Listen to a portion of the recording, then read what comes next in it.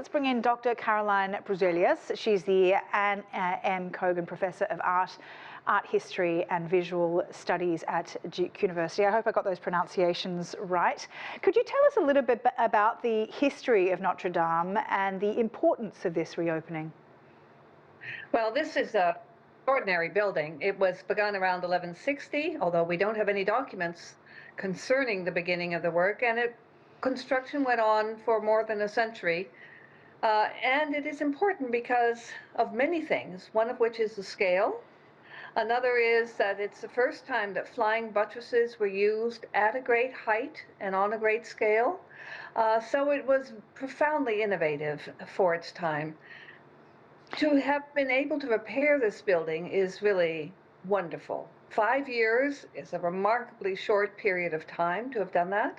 And the repair has been beautifully done. I've been in the building a number of times while the repair has been going on, and the workmen, many hundreds at a time, have been doing a fantastic job, which we now see, finally, without the scaffolding getting in the way of the interior view of the building.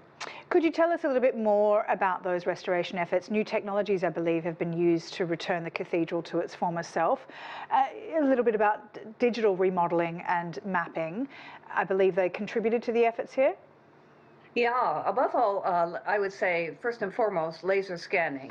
We were very fortunate that an American colleague, Andrew Tallon, was able to scan the building in the years before the fire. Those scans were very important in the restoration process. And then after the fire, many more scans were made. And these were fundamental to, for example, examine the stability of the building, whether the collapse of some of the vaults meant that the walls would be moving in or out, being pushed towards the interior by the flying buttresses.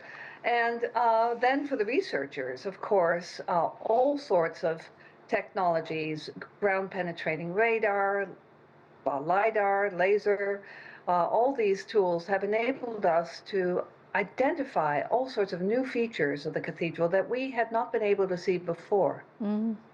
Carpenters, I believe, and stonemasons, among others, were used in terms of their ancient techniques too. Can you talk about how that benefited the restoration and how our capacity to build cathedrals compares to earlier centuries?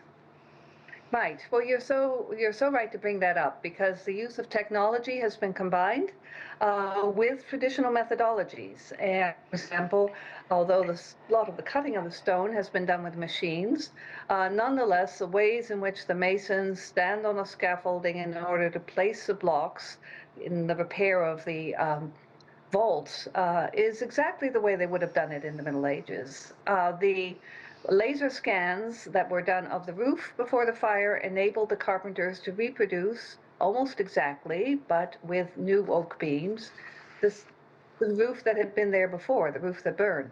At the same time, carbon-14, new methods in carbon-14 dating enable us to understand much better the origins of and the date of the wood being used in the roof. So these technologies have been fundamental for rebuilding, and yet at the same time, the rebuilding has been faithful to the way the building was before the fire. And it has also taken advantage of all these technologies to make sure that the reconstruction has been accurate. All right. Dr. Caroline Bruzelius, really appreciate your time. Sure, you're welcome.